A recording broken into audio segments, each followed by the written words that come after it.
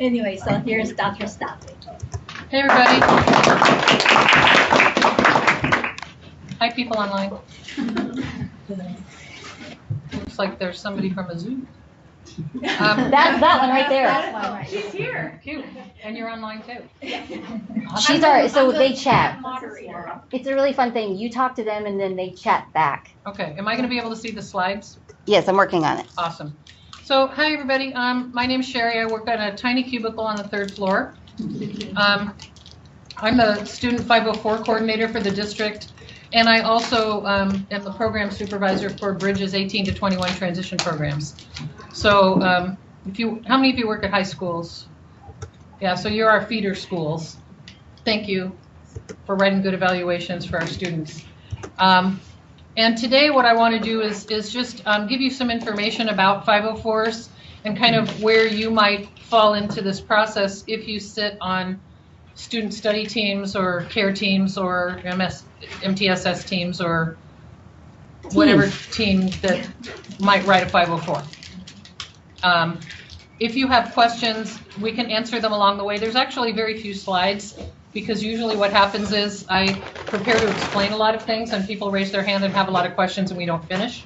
So I just decided to skip to the end and have a few slides. We can start. Okay, so any school-age student who has a mental or physical impairment that substantially limits one or more major life activities will qualify for a 504 plan.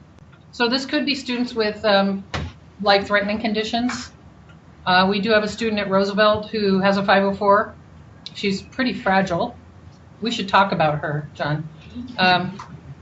But, you know, we do have some students who have severe seizures who don't need special ed. They might need a nurse.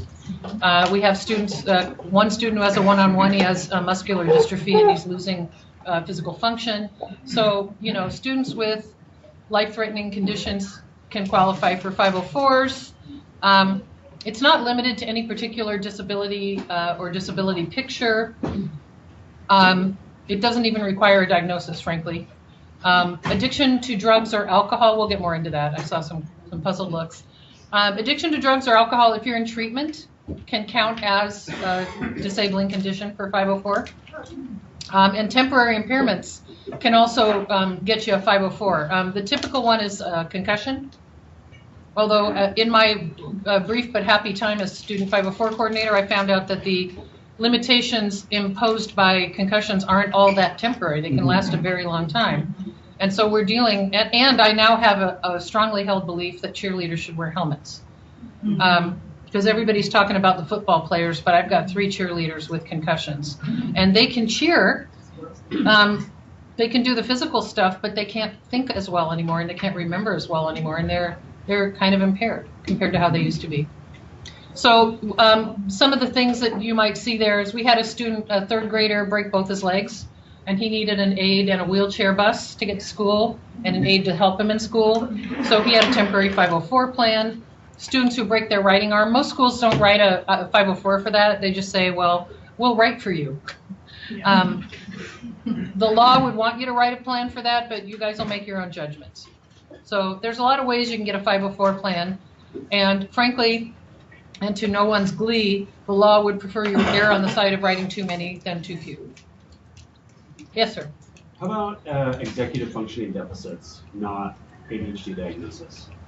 Well, if your SIT team is concerned about a student who can't plan and organize, who doesn't have cognitive flexibility, who has poor emotional regulation, low self-awareness, or they're just a middle school student. Yeah, you could write a 504 plan for that. You can just write down instead of what because there's a part on the plan on the evaluation that says what are the concerns, and then the second part is what are your data.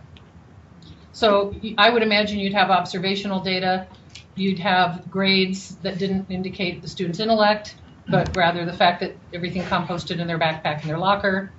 Yeah, you could do that. Okay. The courts have steadfastly refused to define substantially limits. What they want you to do is figure it out yourselves and then find out if you're sued if you got it right. I guess the thing that I would say is this. a substantial limitation in your ability to sleep will eventually impair your ability to do school. Okay? You may have good grades, you may have good behavior, you may be on time to all your classes, and you may complete all your work, but you might be a train wreck at home because you have anxiety, and the school doesn't see it. So what I encourage teams to do is consider where the substantial limitation is, and if it's likely then to at some point have an impact on that student. And then, you know, I encourage 504 coordinators to call me, which they do. I have lots and lots of conversations, mostly with counselors, because they tend to be, especially in secondary, the 504 coordinators. And so lots of individual people call me, which is why when people come up to me and say, you know that kid who, sometimes I can't remember who, because at any one time there's like 100 of them. We have 1,700 504 plans in the district. So it's a big pool of applicants here. John, did you have a? No, go ahead. Okay. I just have a question. Are the bulk of the calls you get from secondary counselors in the tone of, do we really have to give a 504 for this? Or is there other kind of themes? Well, there's definitely that thing. There is, do we have to? And especially where you have the HCC schools, you have lots and lots of 504s. And yeah, and especially and in the high schools around College Board testing, I am learning a lot around that. But I would say, and I don't have any way of knowing this because until we get our SharePoint completely set up, I can't sort by disability. So if you ask over the summer or maybe next fall, I'll probably have a better answer. But just based on what I'm seeing, about half is, can we make the parents take a 504 plan? And about half is, why do we have to do this? And then, and then there's a in the middle, everybody agrees. What about the half that is, should we do a 504 plan or is this a special education? We will get to that, but there are times when, like, I've done special ed a good long time. And so there are times when somebody says to me, I've got a kid who, and then there's some dialogue. And I can tell right away that kid's going to need just accommodations, or I suspect that child might in fact need specially designed instruction. There's sometimes when I can't tell. And even when I sit down with the team and I look at what data they've got, I can't tell. So in my mind, if I can't tell, I'm going to do a SPED evaluation. That would be my recommendation, because the worst thing that'll happen, besides adding to your workload, which I do not love, but for the child, the worst thing that'll happen is they'll have a kick-ass 504 evaluation. But they might qualify for specially designed instruction. Sometimes it's hard to know. And there's been times when I've totally gotten it wrong, where I've said, this kid looks like they need help in reading. I'm a reading specialist. I should know that. But if I don't give the test and people are just telling me stuff, and then the psychologist gives the test, I'm like, wow, they really don't qualify. Huh. Well, we've got to find another solution. So there you go. Ready? Don't relax, Ashley. My bad. Okay. So the major life activities that we're talking about are kind of on that list. And I adapted that from Carol Rosimovic's list, which had about 37 things on it. So, essentially, if a major life activity is impaired, the student may have a disability for the purposes of a 504. They may not have a diagnosis. Okay, that was a short one. Is homework, is there a major life activity and like a substantial limitation, or often we'll have parents say, high achieving student, A's and B's as well in school, but spends excessive amount of time at home doing homework and gets stressed out and anxious. Can I add to that? They're taking like AP classes and college classes. And wants a reduction in homework. The College Board limited assignments. Yeah, again, it depends. I don't want to say, because there's a lot of, there's a big intersection between my child has to be in advanced learning classes and my child has anxiety that you have to mediate. Even if the child doesn't want to be in the advanced learning classes. Because if it was me and it was my anxiety, I would want to do whatever I could to make the anxiety go away. And one of the things that would make the anxiety go away is to not be working 2 grades ahead and at a pace of 2 years ahead. I think that's a silly way to run advanced learning, but that's just my personal opinion. I'm qualified to teach gifted students. I did it for a semester and said, "Oh, I'm going back to special ed." I would say that. What's the legal stuff around that? Yeah, they're not gonna. There's not one answer. Just like in special ed, there's not one answer. I would say that to the extent that it doesn't change the learning target, teams are free to say we can reduce the amount of homework, but it can't change the learning target. So the thing about advanced learning is the learning target, I think, seems to be bigger, more complex, deeper. So if you were going to say to everyone else, I want a 10-page paper, and this student was going to write an 8-page paper, probably not much difference. But if every assignment is shortened in that class, I can't believe, as a teacher, I cannot believe the learning target is not impacted somehow. And 504s cannot change the learning target. All they can do is provide accommodation so the student can meet the learning target. So there's not a lot of shortening or giving away assignments that you can do, because and you know, you have to work with general ed teachers around this because they're the content experts. And so I'll give you an example. I taught physical science for 15 years, so I know the content of physical science. And I could tell you, even now that I've been in the classroom in 9 years, but I could still tell you, you know, what are the things that a student has to learn in order to possibly take physics later on in their academic career, and what, if you left out, would mean they couldn't. If you were going to leave something out of physical science that precluded taking physics, that would be a change of the learning target, and you wouldn't be able to make that. That would be a modification. You could only do that through an IEP. I didn't know that was the point of physical science. I'm sorry?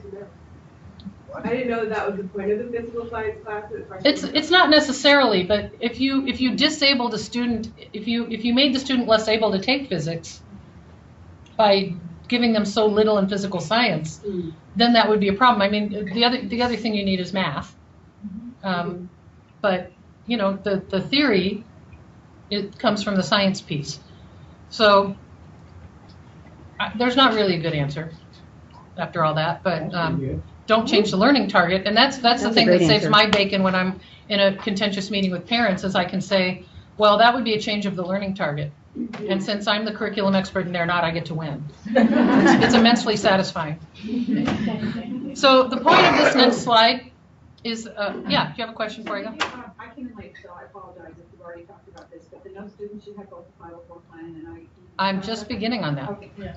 Well, I mean, you pretty much said it. So if you have a 504 plan, let's say that the SIT team says this kid needs a 504 plan, and they go through the process, which I will explain, and the student gets a 504 plan, and the plan is implemented faithfully every single day by all teachers, which would be a freaking miracle.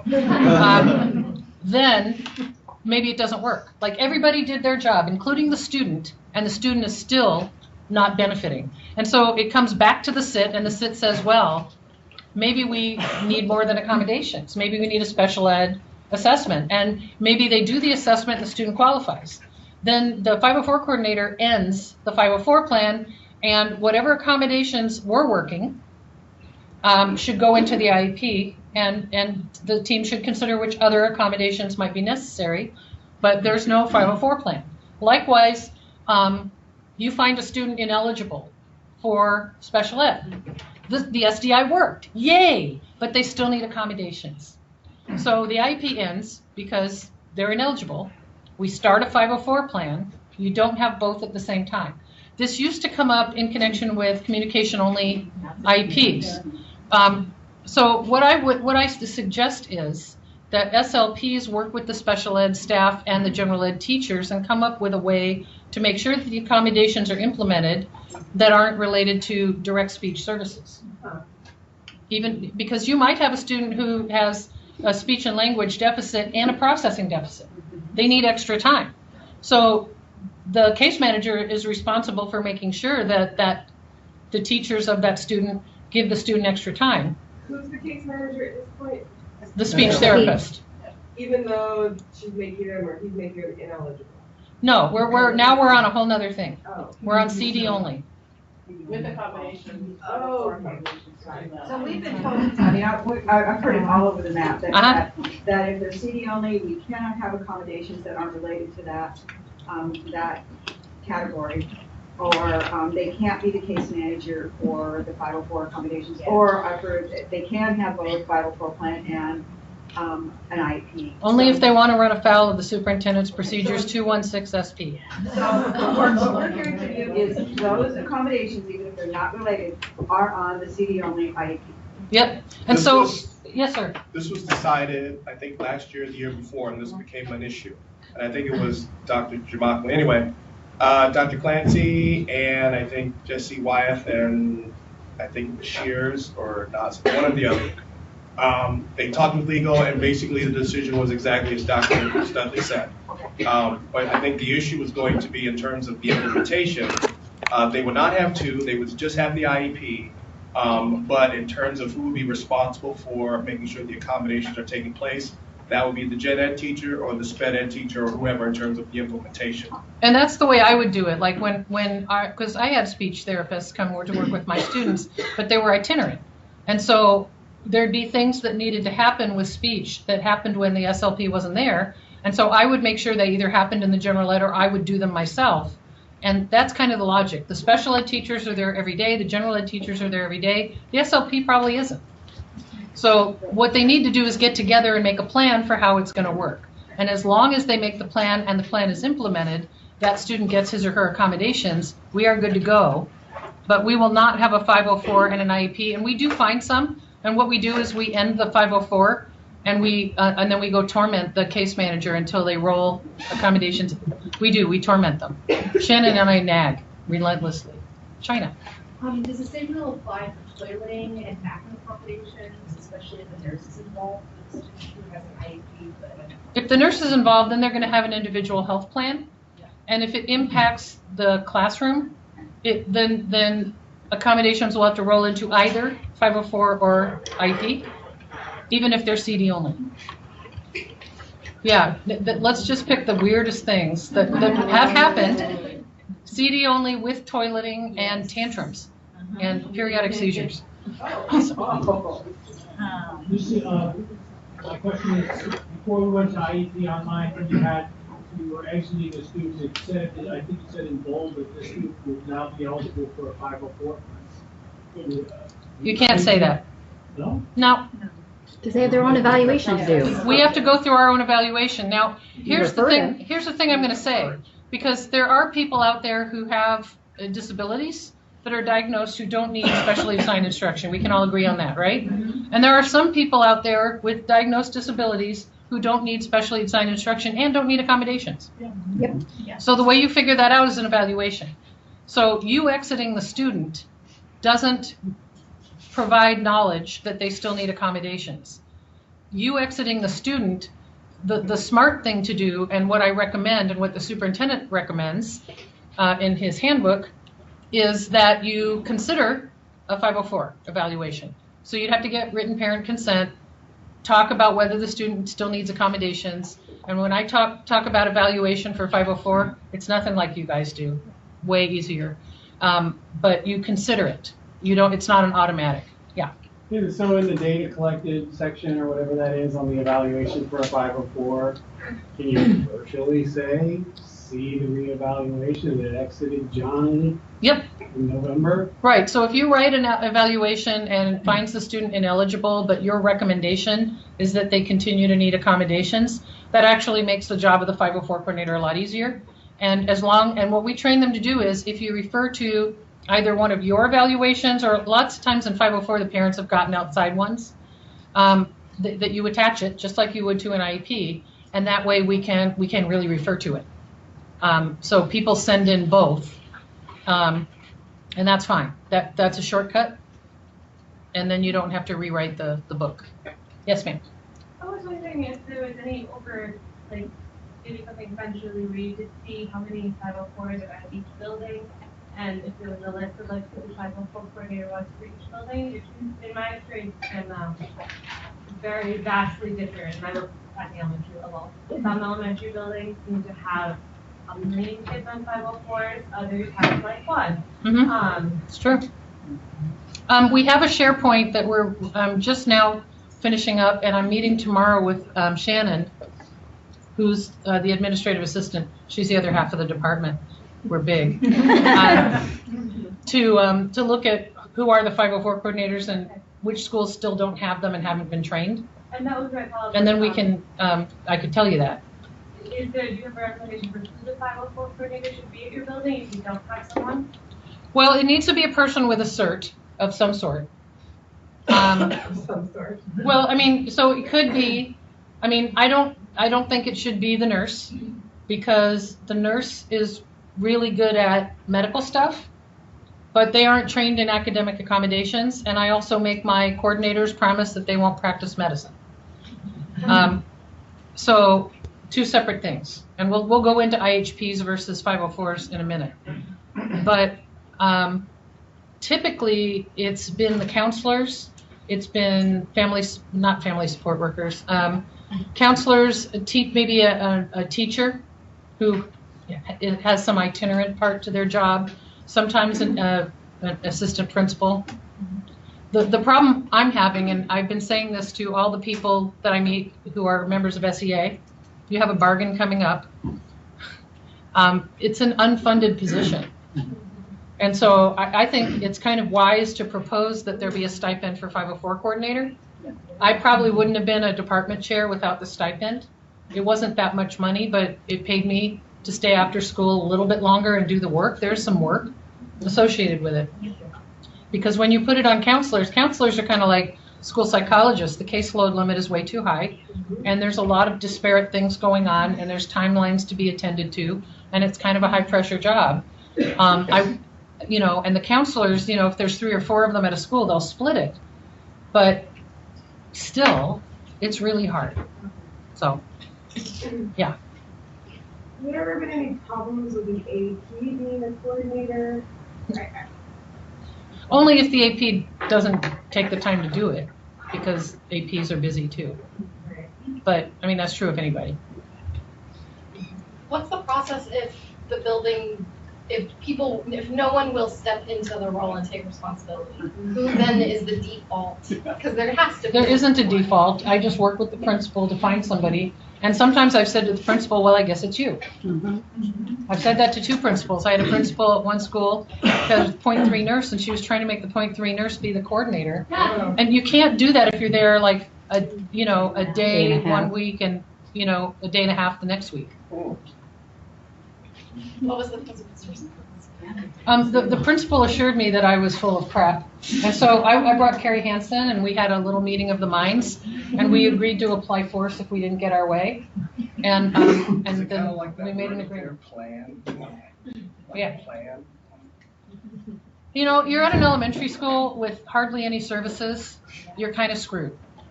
And I'm sorry. But I run Bridges, which is probably one of the smallest schools there is. We have 146 students. And I do a lot of weird crap that isn't in the job description of principal. I'm just saying, it's a small school. You just have to pick up whatever needs to be picked up. So I don't know what to say to that. I mean, because the principal wouldn't get the stipend, but at least if there was a stipend, they might be able to convince somebody on the staff to do it. In the same way that we convince special ed teachers to be like team leads and department chairs by giving them a stipend. And then. Is it safe to say that when we do the evaluations for the 504s and write the 504s that we can keep it super simple? I would. Right? A few bullet points, teacher told us this and this and this, and go to the next Well, slide. my opinion about IEPs is pretty much the same. People use way too many words. I mean, I would channel your inner Hemingway when you're writing a plan for a student. The more words you use, the higher you can hang in court. And I've sat and parsed out some of these evaluations and IEPs with administrative law judges and lawyers, and nobody loves to do that crap more than lawyers. Oh my God. And I grew up with 2 English teachers for parents. I thought I knew language. My recommendation is use the minimum amount of words you need to use to communicate what needs to happen for that student. Make it very simple. We put a lot of stuff in those plans, nobody's impressed. I guess I have two questions. One is, and this might be a stupid one, or you've already covered it, but my understanding, at least at the high school level, is one person is the 504 coordinator, and then all of the counselors write their own 504s. So I'm a little confused on what 504 coordinator's job is. That's my first question. The 504 coordinator is supposed to make sure that when people fill out the 504-2s, which is my child has a disability, goes home in the first day packet, to make sure that the ones, a bunch of those that we get back, the kids already have 504s and IEPs. Yeah. But some of them don't. Mm-hmm. So within 5 days, and we'll go over this again in another slide, those names need to be referred to a SIT to see if they want to do an evaluation. So they need to make sure that happens. They need to make sure that all the timelines are followed for all the 504 plans that are written. They need to make sure that there's a SIT process that has the right people on the teams for that student. It doesn't have to be the same people every time. And they need to make sure that plans are reviewed annually and reevaluations happen every 3 years. It's a lot like special ed.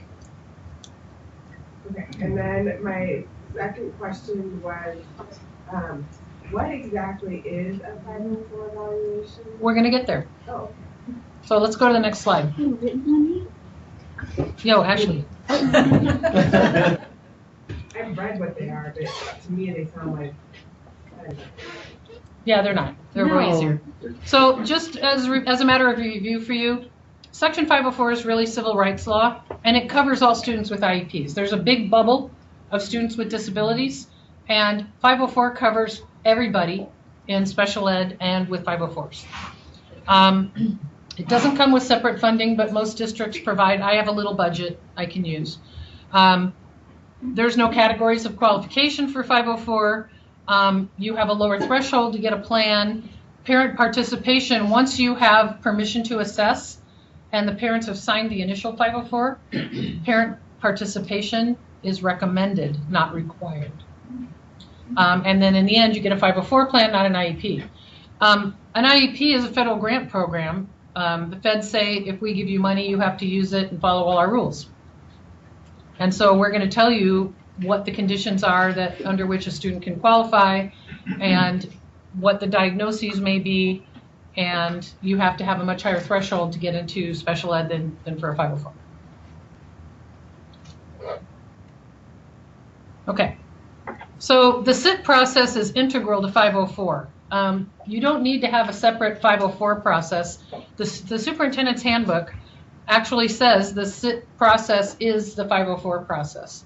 Now, some of you at some schools have huge SIT teams, like Garfield's, huge. But at Garfield, you don't have to have every member of the SIT team discuss every single 504. I mean, you can if you want to, but there's a bunch there. It's kind of crazy.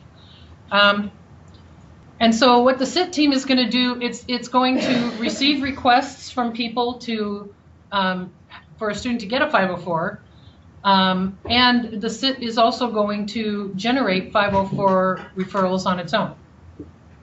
So sometimes a student requests a 504, sometimes a parent or a guardian does, sometimes an outside agency that works with the student. I've seen people come in with prescriptions for 504s. I love that. I want to practice outside. I want to practice medicine with my ed doc, right?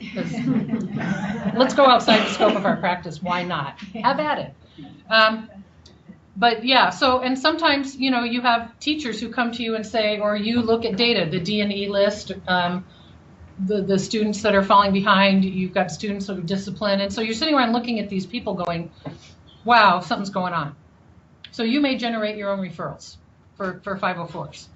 But there should be a process where at least a minimum of 2 people considers these things, and it should be probably way more than 2. Let's go. So what the superintendent did in Seattle to make it easy for us to do 504s was require that we have the exact same timelines as special ed. So once a written referral for a 504 evaluation is made, that might just be an email or something written on a napkin, doesn't matter. You have 5 days to refer the student to sit. Now what that means is put their name on the agenda. I mean, you know, don't go crazy. And then you have up to 25 school days to decide whether or not to evaluate the student. If you decide to evaluate the student, you need written parent consent. Then you have up to 35 school days from written consent to conduct the evaluation. And once the evaluation is completed, if the student qualifies, you have up to 30 calendar days to produce a 504 plan. If it takes this long, you're doing something wrong. Because I've done all of this process. We do, Shannon and I, we have a central intervention team for 504. We meet every Tuesday at 9. And there's a lot of things that roll up to our team. One of the things that we consider is for parents who have their kids in private school, but they need 504 accommodations. We do the evaluations, and they take that back to the private school, who writes an accommodation plan. And the private schools are really good about writing accommodations once we write the evaluation. They're really nice about it. And so we sit down and we do, and sometimes we have to write the plan because there's some test companies that refuse to take anything that isn't from a school district. So then the private school people come to us and we create a plan together. So working with complete strangers, incomplete data, in a tiny airless room in the special ed department, we can do all of that in like 40 minutes. Yeah. So if it's taking 75 days, something's going wrong. Now, before you remember your question, the only time I would say you want to take 25 days to decide what to do is when you don't know the kid. So you might have a kid move to your school. They've never been in Seattle Public Schools before. They've never had a 504 plan before. And the parent comes and says, I want a 504 plan, and you don't know this kid from Adam. So you need to take some time to get to know the kid, but you have a written referral. So you have up to 25 school days. You have 5 weeks to get to know that student and figure out if you want to evaluate them for a 504 plan or not. Otherwise, it's really hard to justify taking that time. Yes, question?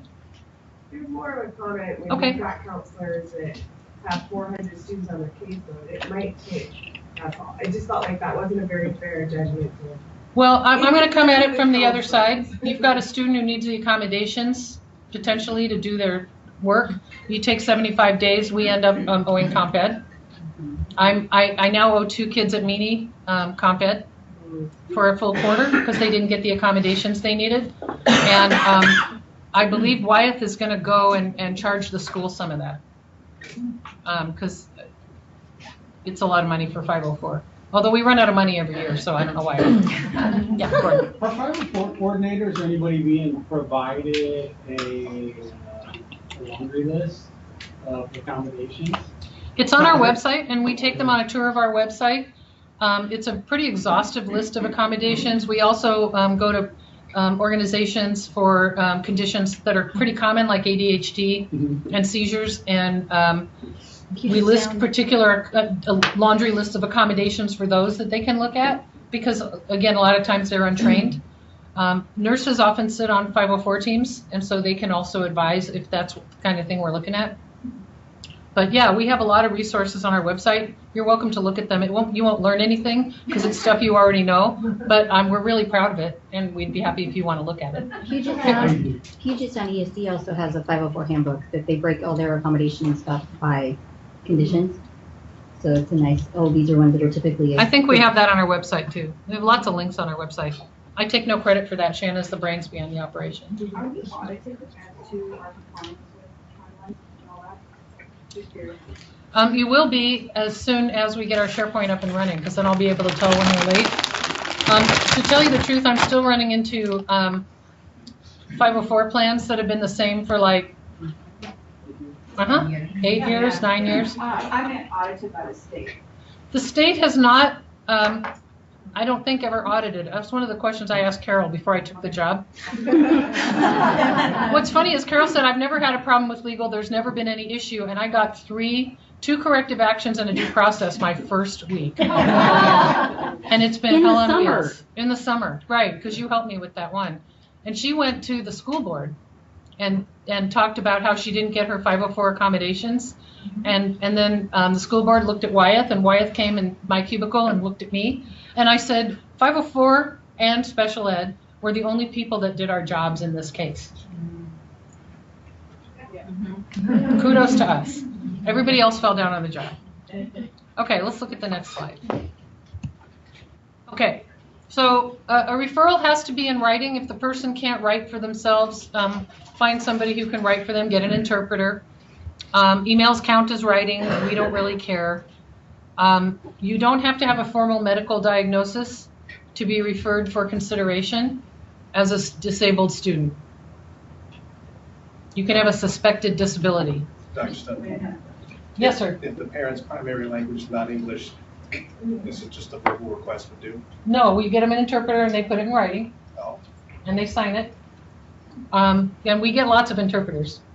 That's not a problem. We're the people that provide ASL interpreters for parents too, so we're all about interpreters. Yeah. They don't want a medical diagnosis on that 504 evaluation. Are you writing suspected ADHD, or is there a liability with that? I would write what you observe, right? The student forgets everything, loses everything, turns in lots of assignments late, blurts things out, whatever the observations are that are leading people to believe. Yeah. Can you say that again? So you don't want to say suspected diagnosis, especially for a condition that requires a medical license. I mean, The observable so behavior. what you would do is list the observations that lead you to believe the student might possibly have a disability. What is the limitation? Oh, we don't have to name the disability we suspect. We just have to say we suspect a disability. You don't even have to. Yeah, I mean, yeah. You can name your concern. You don't even have. One, like executive dysfunction. Right, like if you say there's issues with executive functioning, such as colon, bullet, bullet, bullet, bullet. Have at it. Okay. You didn't say disorder. Does that make sense? Yes. So, there have been 2 occasions where parents have reported to me that they spent $4,500 on an outside evaluation because they were advised to by a district employee. And I've had the schools pay those parents back. Because we have FAPE issues in 504 as well. You can't say to the parents, we don't know whether it's special ed or 504, and our school psychologist is busy, so please go pay for your own. It's a huge equity issue. I mean, I don't have to tell you this. I would happily say there are students in 504 who we suspect have mental health disabilities, and not all of you are qualified to assess mental health. And so we hire people, just like we do in special ed sometimes, to assess students' mental health and see if they need something, what their recommendations are to support the student. It may be that the parent is alleging, this happens a lot, a parent alleges seizures and there's no evidence. In 2 of those cases, the parents have refused to sign the 504s. So when the kid asks for accommodations, we just remind her that she hasn't signed, she's an adult now. You haven't signed your 504, so there isn't one. But if you do have a seizure, we have a plan. But yeah, we can pay for them if we don't have any other way of getting that information. But we prefer that they just go the regular route and we not have FAPE issues. Okay. So this is going to be a big topic because how many of you know students who are afraid to attend school because they're anxious? So when you should consider referring a student, are they missing a lot of class time? Yes. Right? Are they missing a lot of school time? Yes. Some students miss class time because they know they can't do math, and so they misbehave in math or they ditch math so they don't look stupid. Some students can't go to school at all. Some students stay up all night with their devices, which their parents assure me they cannot take away. I'm like, they're going to be living on your couch when they're 40. And you're still going to with pay their for the damn devices. devices, and you're still going to be paying for it. Oh my God. I don't feel like I can give out a lot of parenting advice because I have a dog. I have no children. But it just flies in the face of logic that you can have a 13-year-old staying up all night, and of course they can't do first, second, or third period. So, there's that. Has the student been evaluated for special education but found ineligible? Is the student struggling in some way? Do they have out of range behaviors? Does the parent suspect the child has a disability? In HCC, probably. Is the student returning to school after a serious illness or home hospital? Kids coming off or still on chemo have a real hard time with cognition. They might need accommodations. Kids coming out of drug treatment or alcohol treatment might need accommodations. You know, I had a kid whose appendix burst and she was on home hospital, and when she came back, she was really fatigued and she needed accommodations. So we had to write a 504 plan. And if they have a health plan, if the health plan impacts the classroom, they might need a 504. So let's go back to the missing school thing, the anxiety thing, because that's big. So for special ed, the rule is students who don't attend school, we have to do an FBA and figure out why it is they're not attending school, and then develop a plan to get them to come back to school. That is in fact the law. That was a corrective action that I was involved in, so I'm very familiar with it. Same's true of 504. So I'm working school by school on saying to people, you can't say to parents, well, Sherry doesn't show up to school, so we can't give her the accommodations. We're here. If she comes to school, we'll give them to her. That's not where the argument stops. But the problem is the people who do 504s have virtually no expertise in functional behavior assessment. So this is where I recommend that they use their special education staff. And this is where then people say, but you can't do that. But you can. So special education staff can be used for students with suspected disabilities. That doesn't mean you put them all day in a special ed class. It doesn't mean they have to write an IEP or have an IEP. They have a 504 plan. They don't need an IEP. But what it does mean is that you can get somebody who is familiar with the concept of writing a functional behavior assessment so that a plan can be developed to get that student to come back to school. And I would say, because it's starting to be earlier, it used to be, you know, you'd have spotty attendance in middle school, but it would really hit, you know, maybe halfway through 9th or in 10th grade. But now we have students who can't attend in 5th grade and 4th grade. And the parents, the kids are so willful. And I don't mean to blame the victim. They legitimately have the anxiety, and it's scary to have anxiety. I mean, it really feels bad. But then they also say, but if you take away my device at night, I can't be comforted. And the parents don't know where the dividing line between sort of real anxiety and I need this, like I used to need a pacifier is, because at some point we took away the binky. Or addiction. I mean, some of it is addiction. And some of it's addiction. But, you know, what I know is if you let it go on, the student will not benefit from their educational placement. Right. They will not sleep. It's going to be problematic. And so there's a certain amount of coaching that happens in a lot of 504 meetings that I go to. But we are required to develop a plan for bringing these students back to school. And at the point where you've missed 20 days or more in a school year, and we've got kids that have already missed 30 and 40 days, which is rough. That's an adverse impact. That is not a substantial limitation. You miss 20, 30 days, I don't care if your IQ is 250. You can't keep up with the work because you haven't been exposed to it. So, questions? I guess I'm the school psychologist at Garfield, actually. In terms of, I've been wanting FBAs to kind of happen, like, for the attendance and things like that, but in terms of, like, I guess, even getting, like, buy-in from the staff to do that, what is the best way to approach that? Well, I would have the program specialist come and help you persuade them. Okay. I don't know who the program specialist is anymore. Amanda. Well, Amanda knows this. I just tell them we're doing it. Garfield has a long history of the school psychologist running the department. Go with that. Is there any, oh, sorry, I just was wondering if there's any way that you could email us, like, where it says that explicitly that it needs to happen, or can I go find that specifically? I have to find out from our attorneys, but I can find it. That would be very helpful, because I think just in general, SPED high school teachers are pretty vocal about what they're willing to do and not do. Well, I'm not, yeah, the teachers are, or the psychs? Yeah.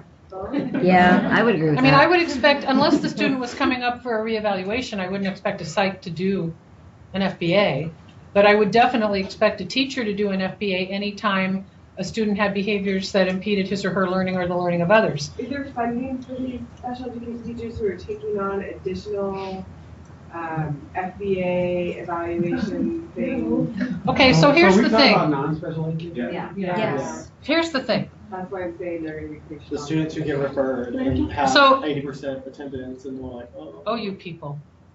It doesn't have to be them that does it, but they need to train somebody to do it.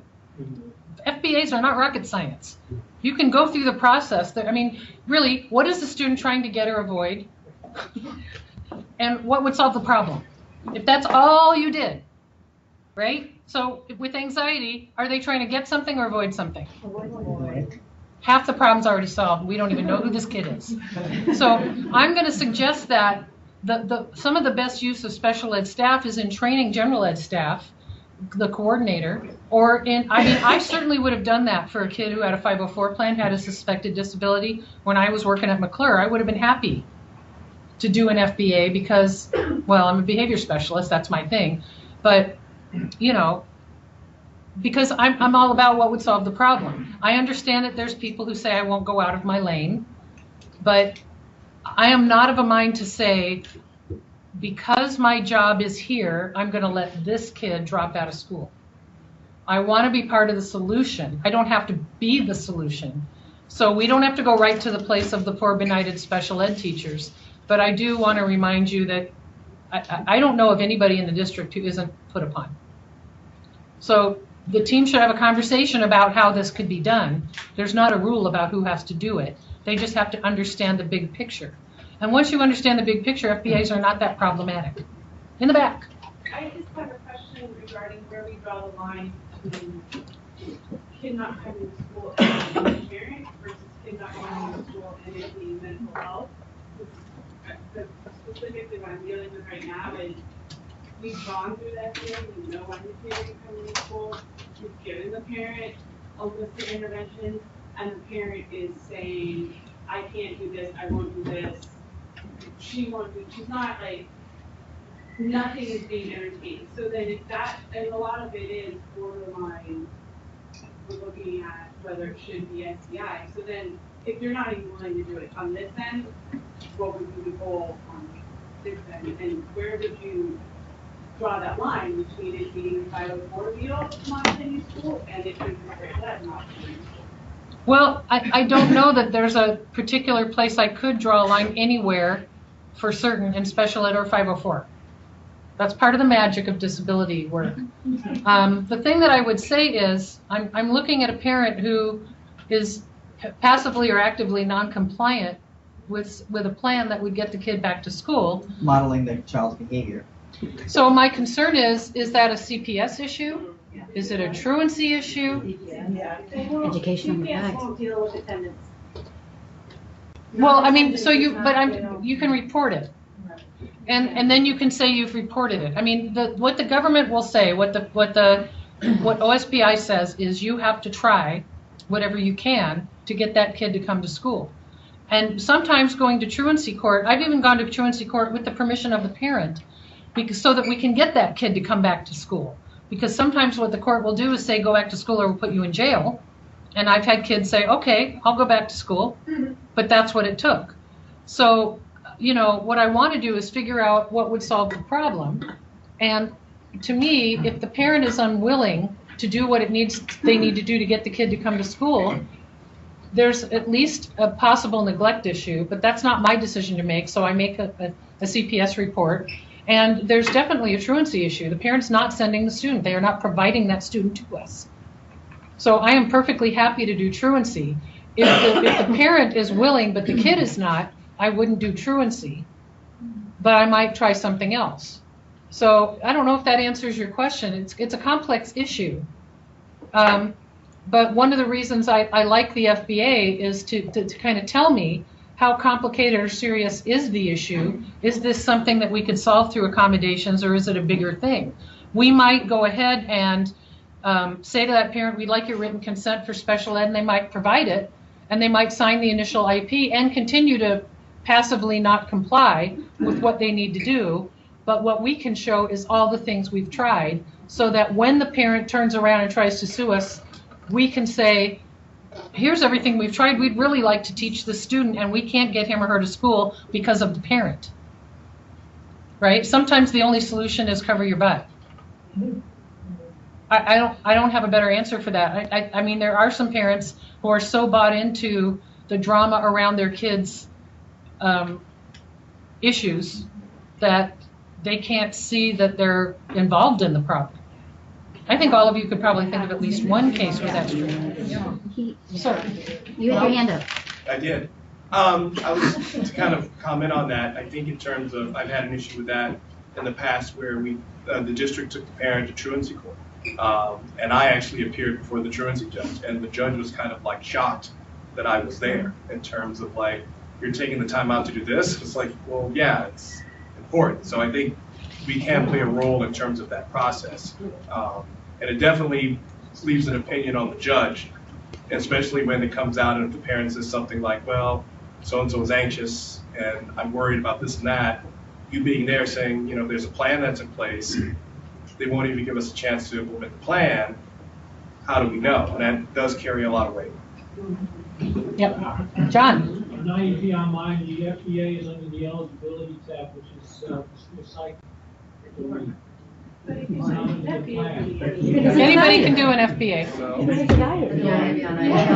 Okay, wait, I can't hear John. My special ed teachers tell me that it's under the school psych domain, I can say that that's not necessarily so. Have Michelle come in and tell them again that they can write FBAs. I was there with them too. Oh my God. Don't let IEP Online think for you people. Yes, thank you. For the getting just kids to school, an accommodation, I had a parent that wanted us to provide a staff member that would go to the school in the morning and help motivate the student to come to school. Like go to their house or? Yeah, go to their house. And we said we can't do that. But if that is something that actually would get the kid to school, is that something we're required to do as an accommodation? No. Okay. I can't require you to go to a student's house. Yeah. But I have provided door-to-door transportation for students. And that's what we said we could possibly look at. I have had people call in the morning. I was one of those teachers that would call in the morning and say, wake up, I can't wait to see you. Even though I'm not really cheery in the morning, I was willing to lie for that kid. So there's a lot of things you can do, but you can't make people go to somebody's house. And really, how much undue service does a kid need? Who's parenting who? Did you have another question? No. Okay. I was just saying he could call. Yes, ma'am.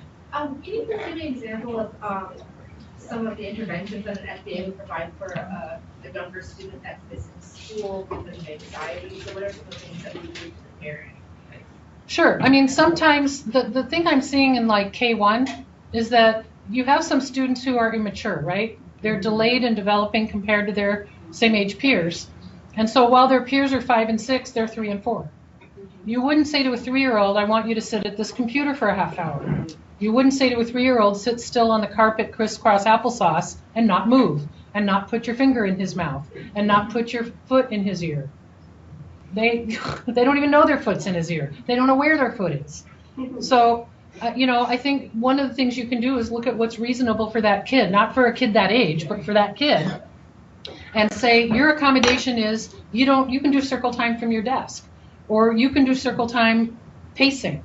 Or you can go outside and run for 20 minutes during circle time. I'll tell you the date later.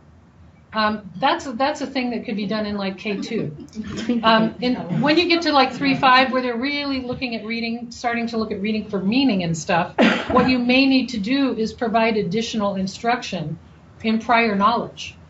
A lot of students won't learn how to read because they don't have a big fund of background knowledge. They've been denied vocabulary and words and a rich immersion in language. And about 75% of what explains reading comprehension is not words anyway, it's prior knowledge. So understanding the world. So giving that kid an exposure to the world might be an accommodation, and it might seem like a big fat waste of time, but what you'll see is once that kid's background knowledge is bigger, you'll see them jump years at a time in reading comprehension once that accommodation is made.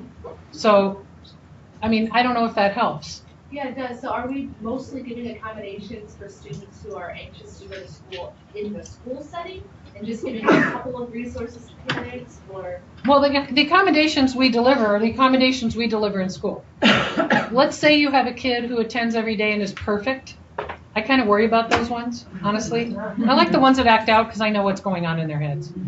The other ones are pretending. Everybody's got stuff going on in their heads.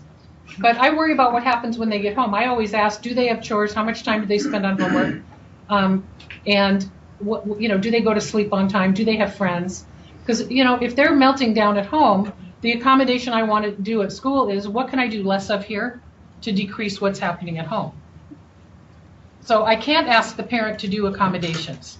I can ask the parent to provide the student to me for school. I mean, that's parenting, right? But I can't ask more of them. Some of them will do more. Most of them will do more. People love their children. But, yeah, and so you got to get really creative around the anxiety thing because it's going to be a different thing for each kid. But I think that, in our minds, the thing is we go down into the anxiety with the kid, and I don't mean you, I mean teachers and parents. We go into the anxiety with the kid, and then we don't have perspective, and we can't see where the dividing line is between this is really scary and I can't manage it, and I'm going to make you let me do these things because I feel so put upon by this. So I'm going to stay up all night on my cell phone, and I'm going to do, World of Warcraft and stuff, even though I'm only 11 and I stay up until 4. I mean, there's got to be a dividing line there. Yeah. John brought up an interesting question. When you say FBAs for the general education students, do you want us to be doing them on IEP online, or are these separate FBAs? I actually tell coordinators, I have a one-pager that's an FBA kind of light and a BIP light. And you can make it more than one page by writing a lot, but you can actually do it all on one page. And I use that for general ed students. If you email me, I'll email it to you, okay? It's good. With the slideshow. It's a pretty good little plan. And that way, it doesn't take a lot of scientific knowledge to do it. I just got it 2 days ago, so I have to do it. But yeah, I like it. He asked me if I already uploaded it. I think we need to emphasize that to the people in charge of the whole MTSS process, because FBAs should be part of Tier 2, can be part of Tier 2 PDIS. So it's not a special ed world thing. We can do an FBA on the students. I think they're aware of that, but it's gonna take a while to change the culture. Because when I say to people, you can do an FBA, they're like, but he's not in special ed. I'm like, you don't have to be in, the law says if you have a student with behaviors, not if you have a special ed student with behaviors. And why wouldn't you want to do that? You have a kid who's impeding his own learning or the learning of others. Why wouldn't you want to have a plan in place? And what people do instead is they say, well, we're going to have a contract. We're going to say, here's a doggy treat if you do this right, and if you don't do it right, we're going to tell you all the stuff you did wrong. I don't know why, that would not motivate me. I personally would do everything I could to undermine that plan and that person. That's a poison pill. What I like to do is say to a kid, I want to notice all the things you do that I want you to repeat. That is the nature of the behavior plan. What can you validate? Because whatever you pay attention to, you get back in equal measure. So if you're a meter maid and you walk around looking for all the stupid things a kid does, you'll find a lot. Kids do silly things. I mean, the number of times I've had to say, please take your pencil out of her and then name a body part is big, right? I mean, I taught middle school for 18 years. I've seen it all. So I can spend my time being a meter maid and noticing all the things people are doing wrong, and they're going to keep repeating that. If I go around and I wait until the one kid that blurts out all the time is quiet, and I go, good job being quiet, man. He's going to want to repeat that, not the blurting. And I've turned kids around just through validation. So I'm going to suggest that contracts are not the way to go. Kids don't understand cause and effect. You need to understand cause and effect to do contracts. And even our president doesn't understand that. Little editorial comment. Yes? So special ed FBAs require a consent now. Is there a consent for Yeah, we do get consent for those two. And usually the parents are cool. So what's your consent? I mean, I'm just saying, for practical purposes, can we get the FBA, the VIP, and the consent form that we can use for general ed, so that we can pass that on, so that it's not something that then comes under our auspices through IEP Online. Well, the coordinators should know where it is on our website, They so should, we but can, they don't. we can have it sent out to you. We can remind them where it is. Yeah, it'd be great if we could have it too. Yeah, I'll get it to Pei Ling and you can get it out to everybody. Yeah. That'll be fine. And I want to say, actually, FBA and BIP, it doesn't even have to be for IEP or 504. We do quite a bit for Tier 2, Tier 3 students. And those students who are receiving Tier 2, Tier 3, the parents already get it, a letter to inform them that their students are receiving interventions in school. So we do FBA and BIP without written consent. It's all part of the MTSS. So, Yes. You need a separate permission form for an FBA if they already have a consent form for 504. That is a really good question. I would say if on your 504 evaluation you communicated to the parent that behavior was one of the things you were going to look at, then no. But if you just said we want to do a 504 evaluation and the parent does not have informed consent, that includes an FBA, I would either go back to them and do a note on the original consent form. This will include a behavior assessment so we know how to work with the student, or a separate form. I would be okay with either one. I'm really big on informed consent, and the number of times I've run into, especially parents in the South End, especially parents who do not speak English as a first language, who don't realize their kids are in special ed. I'm horrified that they have not given informed consent. Horrified on behalf of our entire profession. And I understand language barriers and all that, but wow. So I do not want that happening in 504 where we're doing things that parents are unaware of. It's a simple enough system that I think 504 is still simple compared to special ed that we can kind of muddle through a little easier. Ashley.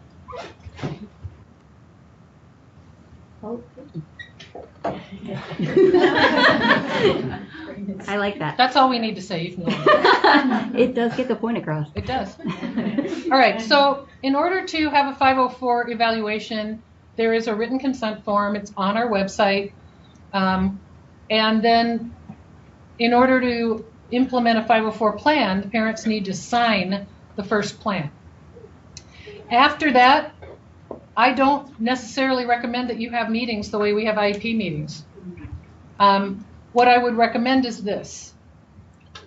Contact the teachers of the new, well, first of all, and here's why I recommend this. When you get risers that come to your school or students that move in from other schools or other states or other districts and they have 504 plans, it requires an immediate reevaluation. Every time a student changes schools, they need a reevaluation. Now, fortunately, the 504 reevaluation could be done in 10 minutes. So it's not rocket science, but you have to at least consider whether the information in the old evaluation is still current or if it needs to be revised. So for example, I thought we were doing a no-brainer with a family. I thought the part that was going to be contentious was the accommodations around seizures. But instead, the parent came and said, well, since we met last time, we've had additional diagnoses and there are additional recommendations. So the evaluation did take a tiny bit longer, like another 5 or 10 minutes, because we had to look at some medical documentation and the recommendations of those practitioners. And then that did alter, in fact, the accommodations we had planned on making. So when you do a reevaluation, sometimes nothing has changed and you can go, okay, it's still pretty much, she still has no hearing in her left ear, right? Sometimes things don't change. Yes, the child still has a processing deficit. Nothing else has changed. We're good to go. So I don't recommend sitting down every year with 50 or 60 or 100 parents around 504 plans, most of which are pretty stable and pretty simple and don't generate a lot of contention. What I recommend is when the 504 comes up, I say to the coordinators, contact the students' teachers, see if these accommodations are still working, talk to the kid, see if the accommodations are working, make the changes you guys want to make as a SIT team, send it home to the parent and say, here's what we're thinking, what are your thoughts? And if the parent doesn't like it and wants a meeting, that's rare, but it happens, have a meeting. Otherwise, they're good to go. You don't need their signature. Your SIT team can sign it, you send it downtown, we're good to go. Just let them know. It's informed consent. Likewise, if they say, I will not let you do this accommodation, you can. You don't need their permission to change it, to leave it the same. I'm not suggesting you knock heads with families intentionally, but sometimes there's stuff that the families don't know. Sometimes the stuff families aren't willing to own up to. I would definitely talk to Shannon or me around that before you go head to head, but they have procedural due process rights. Rhonda? So, is there a system for the 504 coordinators to track which annual reviews might be coming up for them, or are they on their own to track that? There isn't now, but there will be when we get our SharePoint set up. And we'll send out what we used to have the Scooby list. Yeah. It'll look like that, except it won't be on a dot matrix. No, it's not happening right now. People have to know. Right. And actually, people are a lot better than they were even a year and a half ago. We've done lots and lots of trainings, and so people are attending way better than they used to. Yes? Did you say that if a parent says we no longer want a such and so accommodation, but you know better about the kid, that you can continue the accommodation under an already established 504? Yeah. So, I think usually what happens is the opposite, that the parent says, well, Sherry's going to need 200% extra time because, and then there's ... a lot of reasons. And you guys get together with the teachers on the SIT team, and every single teacher says Sherry has never asked for a single second of extra time. Yeah. Never had a late assignment, never turned anything in late, and the parent isn't reporting, we asked, parent's not reporting meltdowns at home, homework is taking a normal amount of time. Then the parent can say, I want extra time in there, and usually it's followed by because she might need it someday.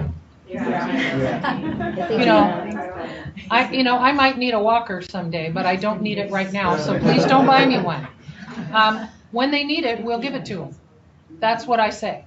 We will not let a need go unmet, but we will not put things in that the student doesn't need right now. And in the part of, I don't know if I put this in there, we'll talk about accommodations in a minute, but so I say to parents, here's a copy of your due process rights. I've gone to hearing with a couple of parents, but they don't usually go to hearing about extra time. Usually it's the parents want it and we're like, not necessary. So you have data at your schools. You know what's necessary. You have people, you guys, special ed people, you know how to look at data and interpret data and understand what's going on. If you're looking at the data and there's no data to show the accommodation is needed, absolutely freaking remove it. And really have as few accommodations as you can and still have that student benefit from their educational placement. Because the general ed teachers have to implement all those accommodations. And speaking as a former general ed teacher, when you've got 30 kids every hour, 150 a day, and one kid says write in their planner or check their planner, no matter how well-meaning you are, and by now you may have well interpreted that I am the Pollyanna of special education, I can't remember that. So in defense, I check everybody's damn planner, 150 a day. I stamp them all. You can't leave without me seeing your planner. That's how I check that one kid's planner. Because that's how hard it is to implement accommodations. It's dizzying in secondary. In elementary, you might have a better shot, but you're teaching all the subjects. To be honest, that's when my hair started to turn white. It was my last year in elementary. Grad school kicked it, but elementary started it. Yeah. If the 504 plan requires some piece of equipment that the parents have already, is it the school's responsibility to pay for that, or that central fund? And if it is the central fund, do you need some sort of additional higher up approval before you put that on the plan? Yes. Good questions. Thank you. Many of our students need assistive technology. I actually recommend it way more than it's asked for, because we've got lots of kids with dyslexia out there who aren't getting any support. And having, Bookshare.org or having DragonSpeak is kind of awesome, or whatever it is that they're using now. I hear DragonSpeak is not the way to go anymore. But we pay for assistive technology. If a student needs a piece of equipment, we pay for that. So you'll want to talk to Shannon or me. Shannon Lewis. Just write to 504coordinator@seattleschools.org. Shannon will monitor it, and if she can't answer it, she'll give it to me. If you always write to 504 coordinator, you will get an answer, because Shannon monitors that as her primary email. And I don't know if you're aware of, because your team leads can probably tell you how many emails we get down here. It's impossible to keep up. So Shannon will get back to you in a day or a day and a half. I will get back to you in a week, or you'll write to me again and give me a nice reminder, and I'll go, oh, I'm sorry, I missed that the first time.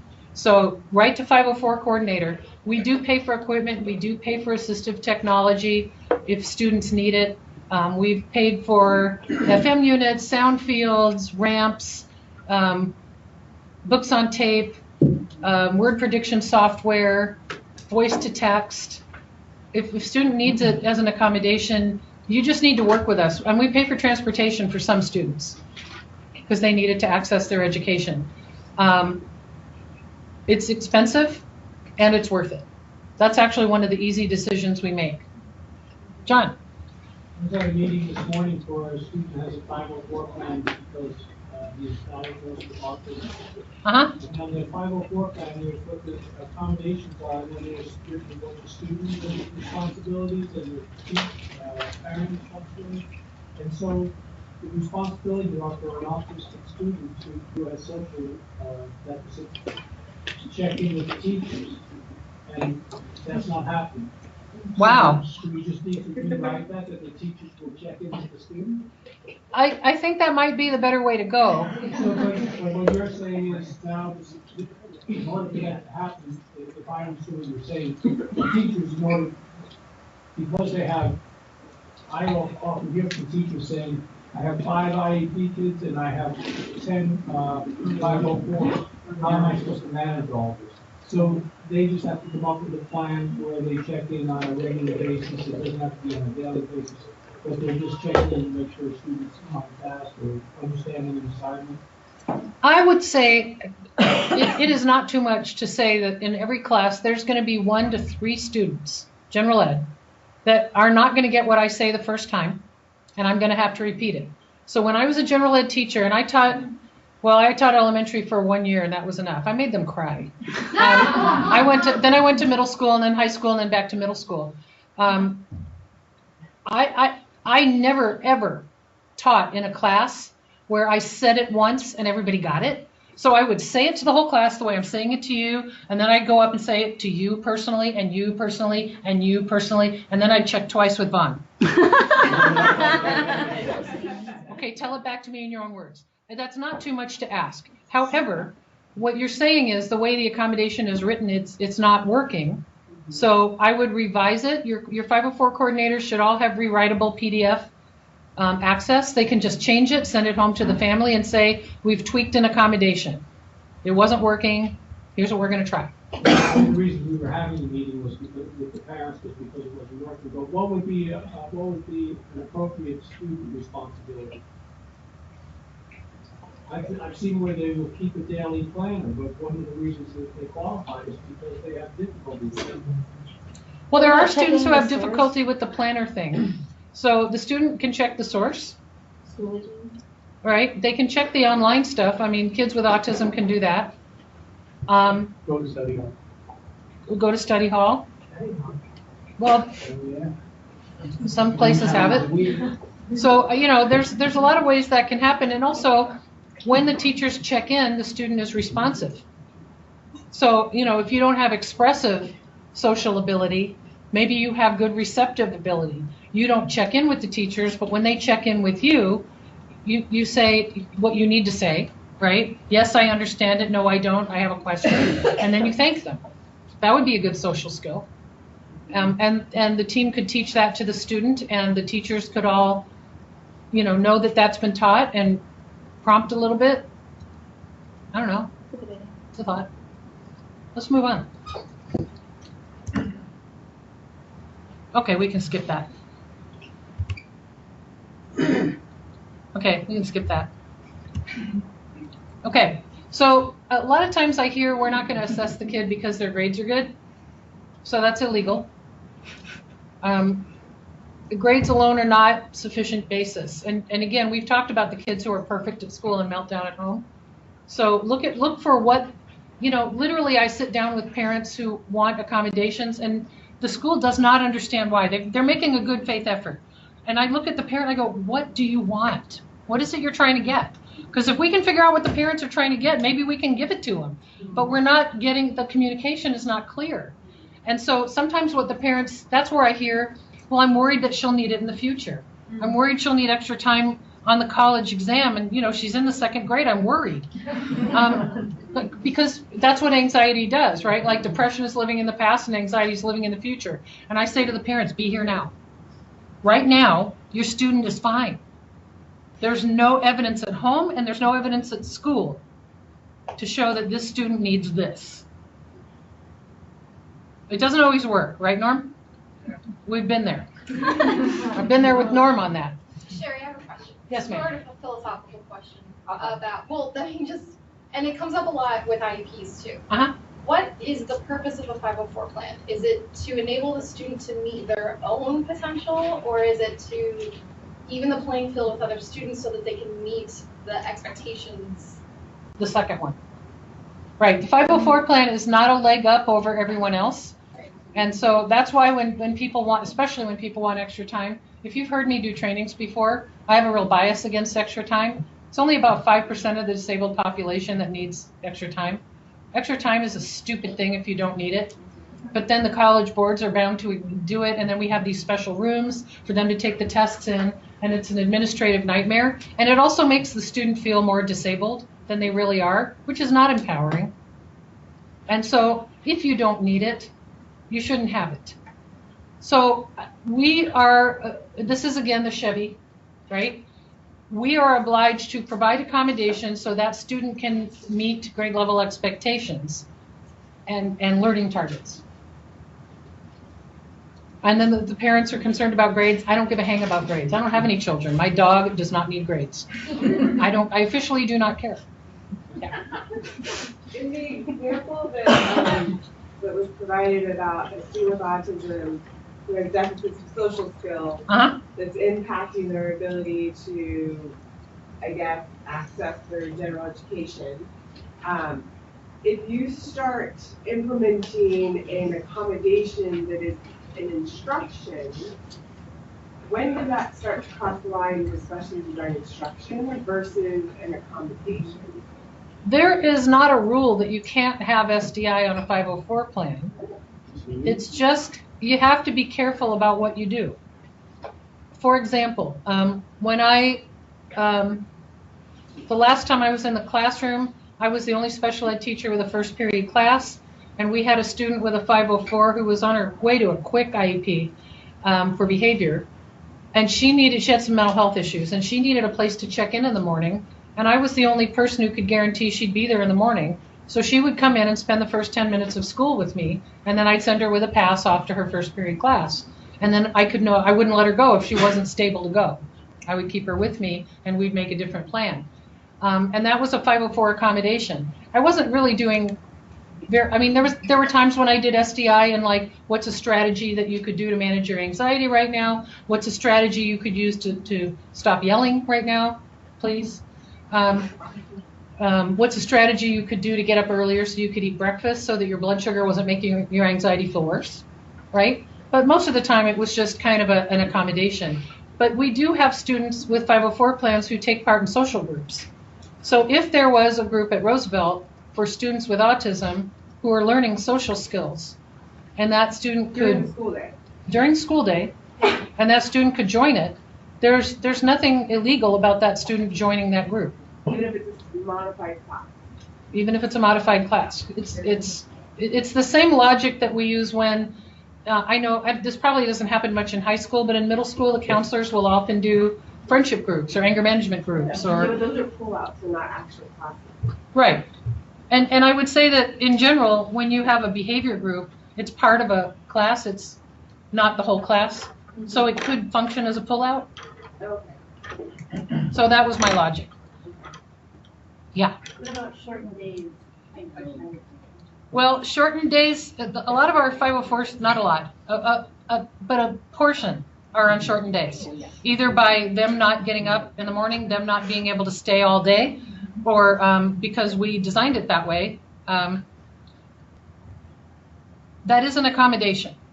The concern I have is when it's so short that they're not going to graduate from high school on time. That becomes more of a problem in high school. I don't know that how long you could, I mean, you can be a 5th year senior. You can go to, there's a lot of programs for students who are trying to finish up. There's funding until they get a diploma. So, you know, if you had a student with a 504 and they needed to go till they were 21, the state would probably support that if they had to go part-time. So as long as it doesn't change the learning target and you're just delaying the learning target, you're probably on safe ground. What if you're going to shorten your day and they don't have a 504? Should we give them a 504? I wouldn't shorten their day without some kind of a plan, because then you have a disability that you're not addressing with a plan. Yeah, in the case I'm taking it. That's making part of me curl up inside. You should probably consider some sort of evaluation.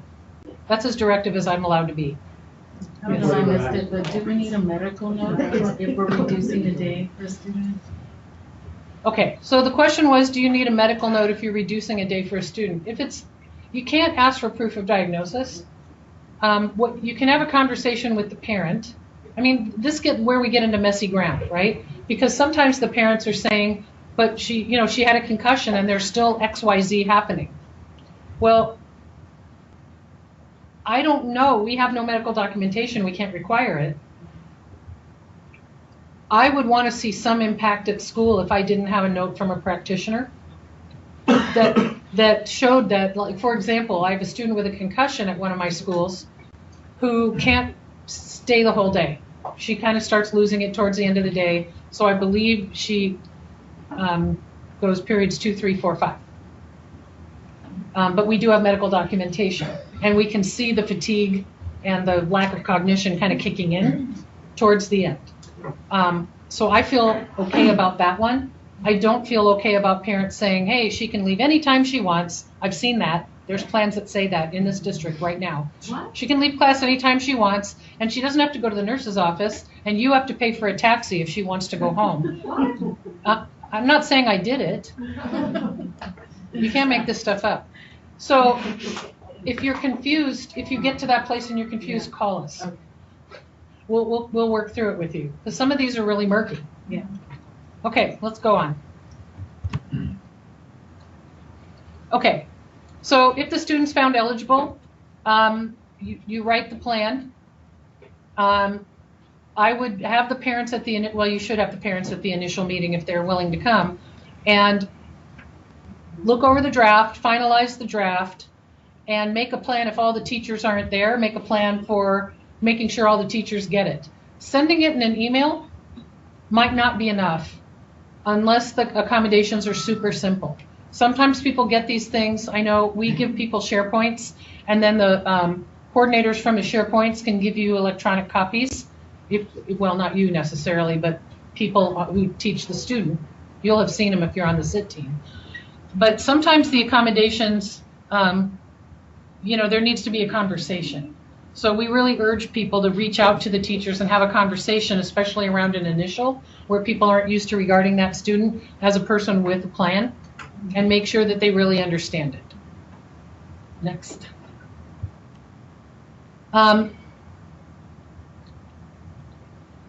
We recommend that all the possible teachers be involved, but we recognize that that's difficult when there's 6 or 7 of them. And sometimes the 504 meetings are held on people's preps, and sometimes they're not. Or even if it's after school, people are coaching or tutoring or going home like normal people. So just, make sure that everybody who knows needs to know. And how many of you are at elementaries? So if you've got a student with behaviors, it might not just be the teachers that need to know. It might be the lunch staff, hallway monitors, recess monitors. It might be a bus driver. So just, consider, don't like buy a billboard and put the plan on the billboard, but definitely consider who needs to know. Because if we say this kid needs XYZ in terms of behavior support at school, and they don't get it on the bus, and there's a big incident on the bus, that's on us. So I would suggest that there's a certain element for both special ed and 504 if we have behaviors, and then we do some SDI, not you, the teachers, do some SDI on how to ride the bus and not be a twit.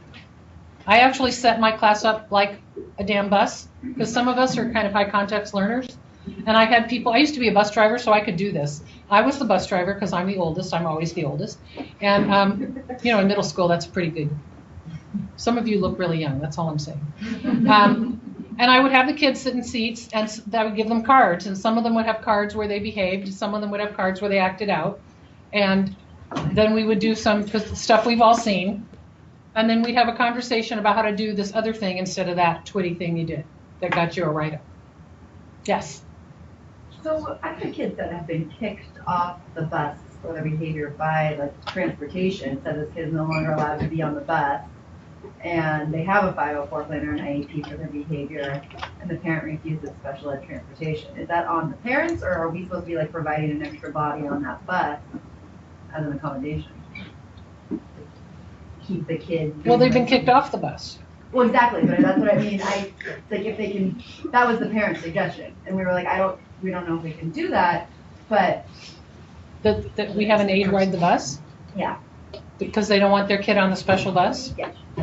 Are they willing to teach their kid how to ride the damn bus? Well, they're not at our school, they pulled their kid from school now for other reasons, but that was, the mom was very convinced that she was on the right side of things, and that we had to, if she didn't want the special ed bus, and she felt like the gen ed bus was least restrictive for her kid, that we had to do something. Well, it won't be least restrictive if we put a monitor on for that kid. Yeah. The first thing I would do is buy a t-shirt saying, I'm here for so-and-so.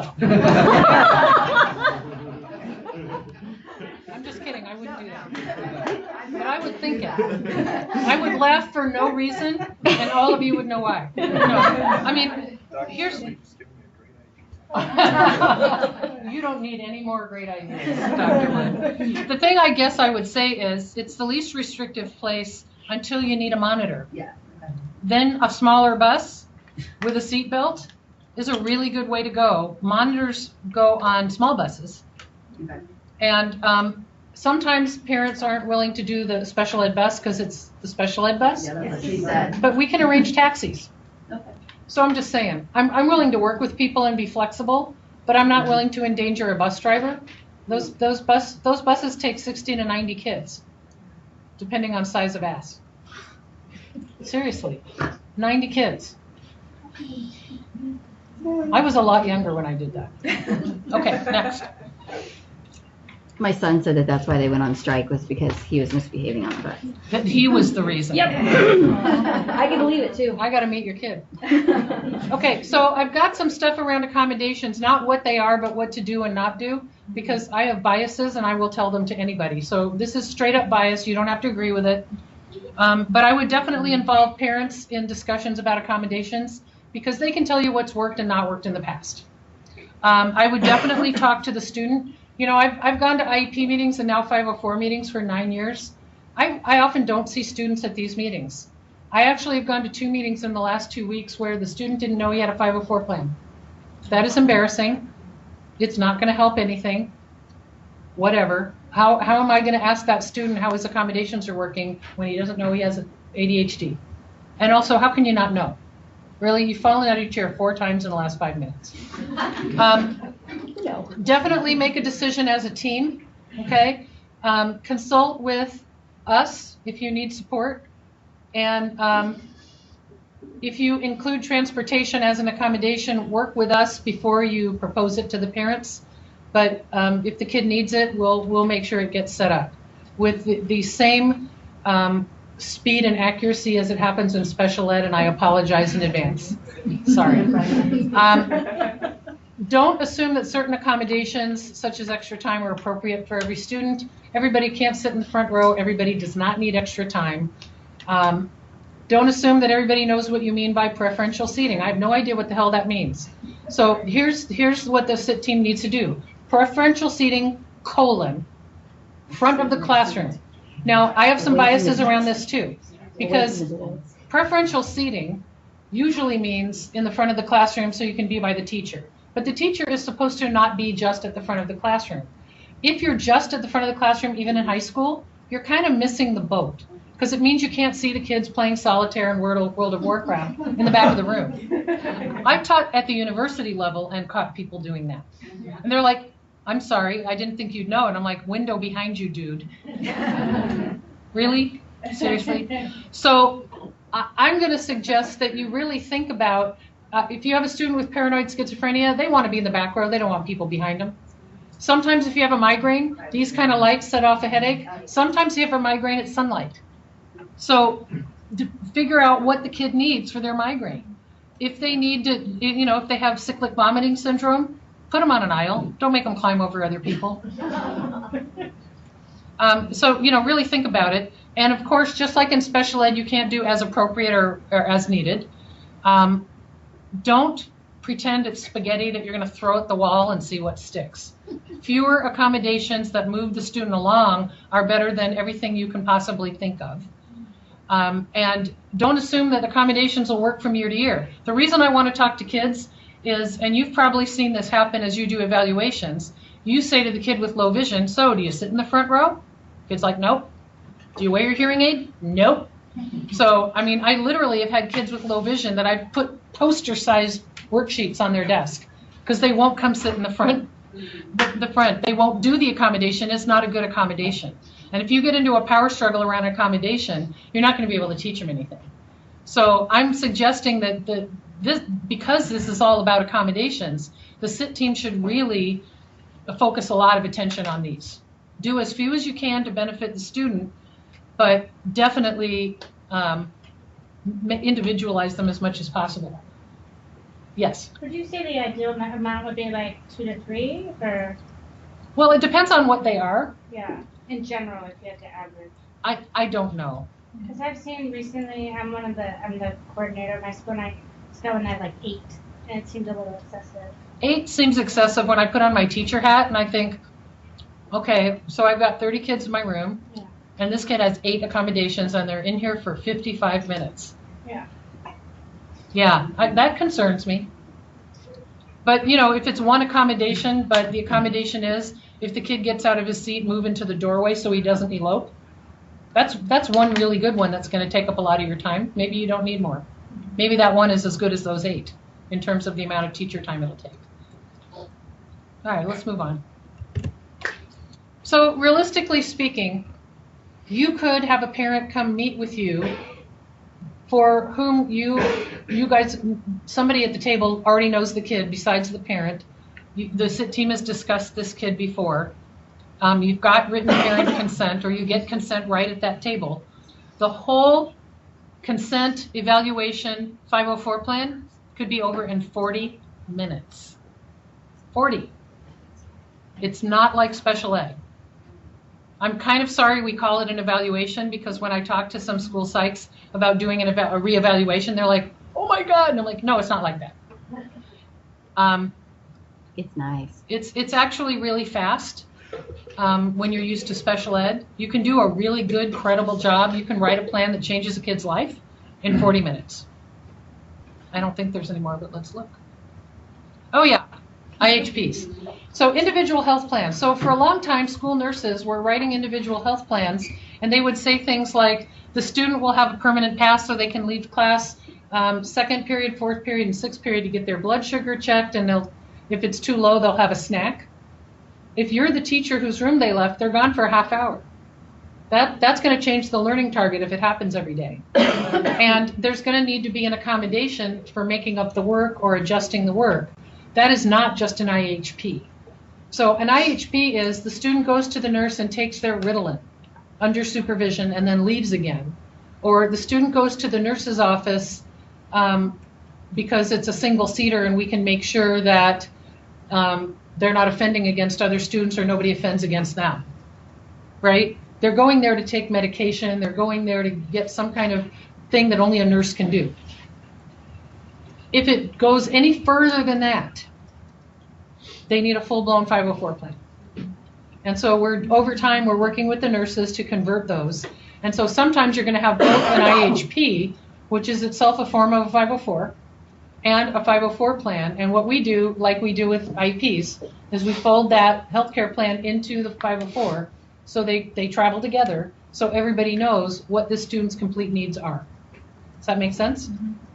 Okay, yes ma'am. Just to complicate it, you can have an IEP and an IHP? Yep. And you can have an IEP and a safety plan, right? A behavior plan. So same thing with 504, all those things can attach. Okay. So this is just a reminder that every year plans are reviewed, every 3 years plans are reevaluated, or reevaluations are done. Also, when a student goes to a new school, reevaluations are done. Not school district, but school. School. So 5th grade to 6th grade, reevaluation for all the risers. Yippee skippy. Yippee skippy. So as part of SharePoint, is there going to be like to where there will be a systematic process for all of those 504 plans to rise? What we should be able to do is migrate them. Okay. Again, Shannon's going to take care of that. I don't really understand how that happens. I still write things on legal pads. But that's part of what we want to do so that you know who your risers are and you can do your reevals. Dr.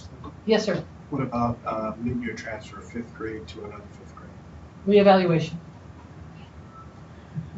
It's always the 5th graders causing Now, problems. if you go from one 5th grade to another 5th grade, your reeval might be you sit down with the parent because nobody else knows the kid and say, is there anything different on this on this evaluation than from when you did it a year or two ago? And if the parent says no, you go, okay, we've reevaluated. You need to document that somewhere, scribble a note at the bottom saying, we considered this.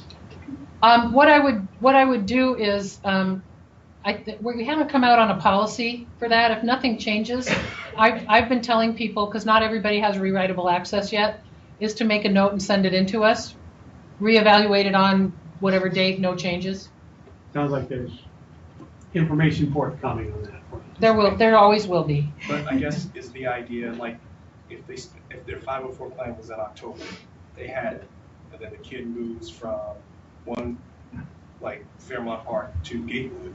Reevaluation. You would, like, in November or in, like, January, then it would have to be something to the lines of a change, or reevaluation to see if a change is needed. Right. So you do the reevaluation to see if any of that data has changed. Probably it hasn't. And then you'd look at the accommodations and say any changes needed. And there might be, because the schools do different things, right? Like some elementary schools have walk to math and walk to reading and some don't. So we have some kids that need to be escorted on walk to math or walk to reading, but at the next school they don't need that accommodation because it doesn't exist. So you kind of look at the accommodations and see what works at your school. That's why we don't write 504 plans, we just do evaluations on our team, because we don't know what each school is kind of different. Yeah. So do we need to be inviting the parent in every time, like if they're switching schools, like in these scenarios, we need to invite the parent in to be a part of that? I would say at least have a phone conversation with the parent and say, because often how you find out they have a 504 plan is the parent. So have a conversation with the parent, whether it's in person or on the phone. Has anything changed since this evaluation was done? Do you have any new data, anything else? Oftentimes it won't. And so you can just say reevaluation completed on date, no changes. If the parent says, oh yeah, we found out she had hearing loss, that's happened a couple, 3 times in the last 6 months, then maybe that's something you note in there. So do parents get a notice when it's time for the 3-year review? No, I mean, we inform them that we're going to do one, and we send them a copy of it. Notified. Okay. Yeah, you don't have to get permission, you don't have to notify them, you have to notify them. You don't have to ask their permission, they don't have to be there. And I don't have a problem with, I'm not trying to cut the parents out of the process, but I'm looking at the what you have to do for IEPs and what you have to do for the people without IEPs that's still really complicated, and at each school. And then, you know, I would be happy to say to a parent, we're going to do a reevaluation. If there's any input you'd like, here's the last one. Let us know if there's anything you want us to change. And then consider that as input for your SIT team, and then just rewrite it. Way easier than special ed. There are some circumstances for those of you in secondary where students 13 and older want to withhold information from their parents or guardians, including access to family planning, drug and alcohol counseling, or mental health counseling. So if one of the accommodations is, if the accommodations for these are going to appear anywhere in an IEP or a 504, and the student doesn't give you permission to share that with their family, it can't be in the plan the family sees. What I do is I try to urge students to involve their parents. I mean, I work only with adult students, many of whom have their own guardianship, and I still urge them to involve their parents. I think it's a good idea. The parents have been supporting the kid their whole life. Obviously, they're attached. But sometimes you have a kid who, for a good reason, doesn't want to disclose something to their family. So just be aware of that. And, okay, you can skip that. We've talked about that. Yep, we've talked about that. 504 has the same discipline rules as special ed. So you can't suspend for more than 10 days without a meeting. We also have manifestation determination meetings. I believe we've had 2 in the last year and a half. We monitor the suspensions of 504 students throughout the district. There's not very many, and rarely do they go beyond 10 days. But I do want to make teams aware that in-school suspension may be considered an exclusion. Are you aware of that? Yeah. Okay. So, you know, be careful what you do, and if you're on a SIT team that has to do a manifestation determination meeting, those forms are on our website under forms. Logic. And then when you get this from Pei-Ling, you'll see there's some resources that we have on our website. We give you our both parts of the website. There's some good stuff on there if you want to check it out. And I do urge you that when you want to communicate with us, writing to 504 coordinator, far more easy for us to deal with than writing to me. It'll be faster for you, actually. Earlier in this, it references the AT request form. Is that the same one that we use? Yeah. Okay. So you would, if you want to do assistive technology, you send that to us, and then if we don't know what the heck we're talking about, we go talk to one of them, and they help us out. But we order it and we pay for it. So we are, we really like giving people assistive technology because that makes them independent and that makes us happy. So if you're on a team where a kid could use it, let us know. I think we're done. Oh, questions? I just want to make sure I understood correctly. If I'm at a school where maybe the SLP and the special education teacher are doing a social skills group, we can provide that, we can allow students on 504 plans to participate in that group? Yep. I wouldn't put them all in. When you talk about temporary kind of traumas or head injuries or things like that, does that include things like parent divorce, homelessness? No. Loss? Okay.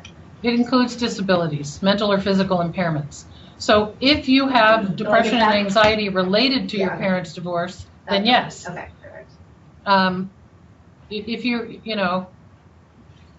yeah. I mean, that's still that kind of, for the attendance thing, like if it's affecting in like 20 days, we have parents that'll request accommodations around work stuff because their kid's anxious about their parents' divorce and can't focus at home. And it's like, it's only been going on a week.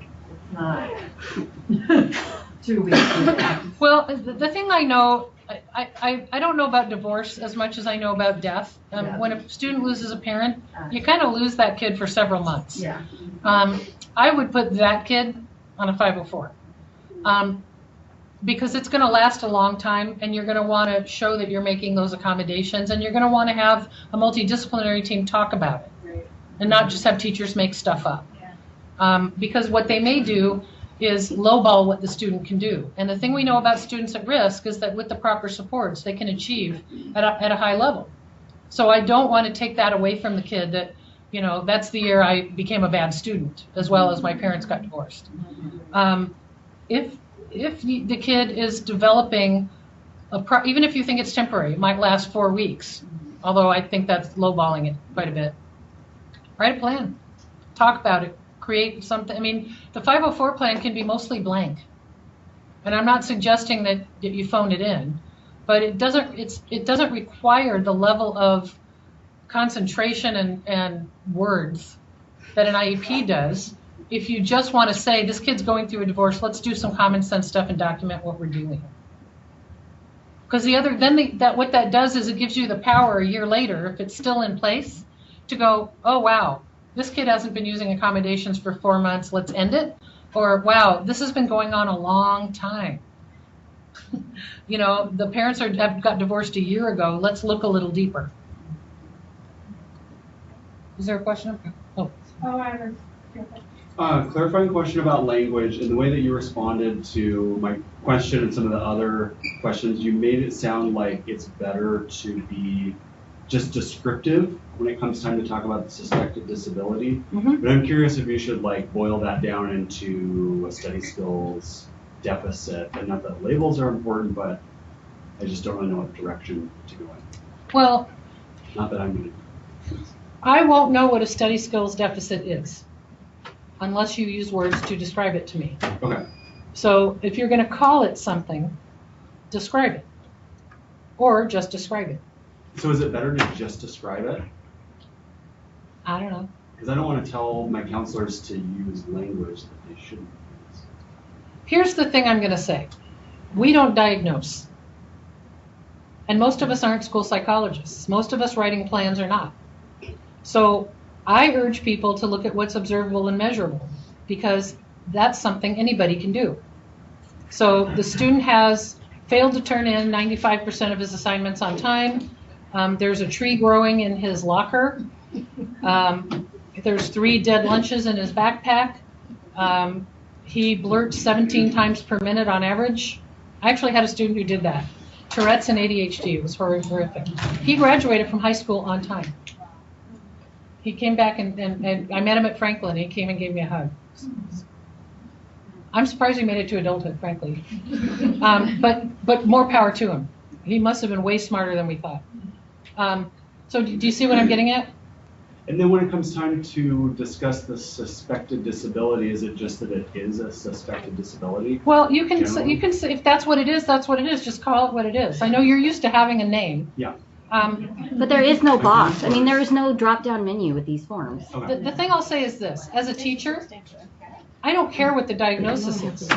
You could call the same kid health impaired, intellectually disabled, autistic, or multiply disabled, and I'm still seeing this one kid doing these sets of behaviors and having these ranges of achievement. I'm paying attention to the behaviors and the achievement. I often didn't look at the diagnosis. It's not useful to me. It's useful to you because that's how you get the kid in. And it needs to be as honest as we can get it because we're ethical people. But really, where the rubber meets the road, what do we need to teach that student to get them from here to here? That's what we care about. So describe what you're seeing. That's the current concern. And I would just list some bullets. Doesn't turn in assignments on time, loses assignments, doesn't write down assignments, lies about there being assignments, doesn't check the source, falls out of his chair, gets lost in the building. I mean, sometimes somebody will look at that and go, well, isn't it ADHD? And you'd be like, not a doctor, sorry. But this is what we see. I believe, were you next? So, it sounds like the system and tracking is in process. Yeah. One thing that I'm wondering how you approach this is, the stigma. Sometimes I have families that worry about being in the system as having I know it's a suspected disability, but how tracked is this in the system if there's parents or people wondering about that? Does it go along with them, or is it only if the parents or the student say it as they move schools or districts, things like that? Well, if they move to different schools, the school will probably send the 504 when they send the CUME file, as they should. Mm-hmm. If they leave the district, then nobody will have a way of knowing that. They're not in there. Right, but often they will send them. Or there will be a piece of paper that says they have a 504. It's not on the transcript. It's not on the transcript, and we're not allowed to say it. It's an atlas on PowerSchool. It says there's an icon on PowerSchool. I know there's an icon on PowerSchool, but I think usually what they're worried about is when they leave. Like we had a parent, the parent that wanted to go to Blanchette. And they didn't want stuff about behavior in his 504 plan, because what if he goes to Blanchette? And I'm like, well, his behavior will speak for itself without the plan, right? So we are under the same FERPA guidelines as special ed. We are not allowed to disclose without permission disability except to schools in our district when the child is enrolled. So the way it works now, if a child moves from Lawton to West Seattle Elementary and they have a 504, unless somebody tells... She'll know because she's at both schools. Oh, that's so funny. Unless somebody tells West Seattle Elementary, right now, there's no way they have of knowing. We won't know it, and they won't know it. So the parent or somebody is going to have to say, my kid has a 504, or Lawton is going to have to call West Seattle and go, hey, this kid has a 504, do you want it? But usually what parents are worried about is, because parents ask me this all the time, do they have to, is it going to be on their transcript? Is it going to be disclosed to college? No, that's up to them. But I actually urge people to use it. You know, I have this disability or this condition, and I had to work this hard to get where I am, and look at, I'm applying for Harvard here. I tell people to own it, because the shame is not productive. I do tell that to parents. But, you know, there's privacy issues, and we can't disclose unless we have their written permission. So, Vaughn, and then you. I just wanted to confirm, so it used to be that it would be in the transcripts, or not the transcripts, but it'd be in their CUME file in the building. It still says it'll be in the CUME file or the counseling file, so some schools are still doing that. There was a communication that came out from archives not to do that. That was a mistake on their part, but we haven't corrected it, so it's kind of a mess. And honestly, what I'd like to do is just put it on SharePoint and let people manage it electronically. Okay. That's where we're trying to. So I was just trying to differentiate, because I knew, you know, what I've said to parents when they're asking about it is to say, teachers can find out about it in the cumulative file if they check it in the office, whereas an IEP, it isn't visible in the cumulative Well, file. the thing that happens with 504s is that you're flagged in Power School. That's how then people call us and ask for it. So, yeah. I guess I just need a little bit cleaner of an answer to that question. If I'm looking through a CUME file and I see a 504 plan in there, I should remove it. It should not be in the CUME file. It can be in the CUME file. The superintendent's policies literally say it will be in the CUME file. Okay. So that's not a problem for me at all. It's just that some of them got removed last spring. I think it's really very, and I can't tell you how many times I've heard 504 coordinators say it won't be in the CUME file. It shouldn't matter. It's flagged in Power School, so all the teachers are going to look at it and go, well, where's the 504 plan? And so we have, you know, then they contact the coordinator, and the coordinator says, we need this plan. And really now all they have to do is go to the SharePoint and it'll be there. So it's good. Yes? We have a student who has a 504 plan and he's applying for private school. And I guess for testing purposes, I guess it's an entry test or whatever, he needed accommodation. And so the private school created a 504 plan with their own accommodations. And then they asked our counselors, the coordinators, to approve those accommodations even though they weren't the same. And that kind of created a huge issue because the counselors didn't feel comfortable approving the accommodations that they didn't need. Well, they shouldn't. I wouldn't either. Okay. I wouldn't approve yours. Yeah. I mean, it's not my business. So I guess the thing I'll say is your counselors did the right thing. The most the district can do for a private school student is the evaluation, and it shouldn't be your school doing it. It should be our central department of 2. And they also have to be approved to, like, they have to get approvers or something in order to do the accommodations for the testing. Have you heard about that? It's a SAT, like they have a list of people that can sign off on these are appropriate for a kid. I've had parents try and get me to do it. Okay. I'm just wondering how common that is to have the 504 coordinators become the approvers. Well, that seems like a thing that a test coordinator would do, doesn't it?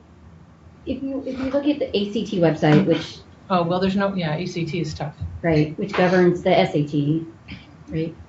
I mean, mainly, like, when I felt confident doing it when I'm just signing that, yep, the 504 has that accommodation. So you're just verifying that, yes, this is already in place. Sure. Well, It's when it's one of those where they want you to try and add things that aren't valid. right. That's happening a lot. So there's one where the parents sign up the students, and then they're asking, I guess we have to approve it somehow, and they're different. They say 50% extra time, whereas the school said 50 until the student, as long as the student's engaged. I don't think we can match every drop-down menu, so I think you just have to do your best, right? I don't have an answer around the approval thing. There's so many new things cropping up around the College Board stuff and the private school testing and stuff that I can't answer them all. I would just say that don't do jobs that aren't yours for private schools. They can write their own accommodation plan. We're responsible for the evaluation, which they clearly had, and they were trying to do right by the kids, so kudos, because they don't have to. But most of them do. Most of them are really good about it. So, did you have a question? Question from the online crowd, and she acknowledges that this may be opening a can of worms, but she said... She's opening a can of worms at 2:59. Does she know that? Very small can. So we know that we can't require a diagnosis for a 504 plan. What about, health impaired for for special education, qualifying as health impaired? Is it legally required that we have some type of medical diagnosis? Do we really want to honor that? This is a whole different conversation. That's about special ed? Yeah. I'm going to defer that to another time. Okay, I wanted to honor the question. I appreciate you honoring the question. The thing that I will say is this: if there's ever a time in 504 where we suspect a condition and the parent can't afford or can't access medical care, we can pay for it and see what diagnosis there might be if we need to know. But often all we need to know is what is the student doing that concerns us. Emphasis on need to know. Well, sometimes I want to know if the student really has a concussion or really has seizures, but the parents don't give me permission to get the evaluation, so it's hard to. But then you wouldn't need it if the parent says, I want the accommodations, but I don't want to take them to the doctor. So there are like a lot of parents run around saying that kids have seizures and we're not sure they do. Yeah. Yes. Yeah. It's happening right now. You're welcome. I know the student you're talking about. And I was shown one on film. And you guys who know me know I tell people when you get in a difficult situation and you don't know what to do, you should fake a seizure. I've seen it. I have now seen it on tape. You've seen someone do that. And I was not impressed. I expect a lot more effort. She didn't even roll her eyes up back in her head. Maybe she was going for the wrong kind of seizure. I want more commitment. Well, folks, we are at the end of our time. I want to thank you for your time today and your questions.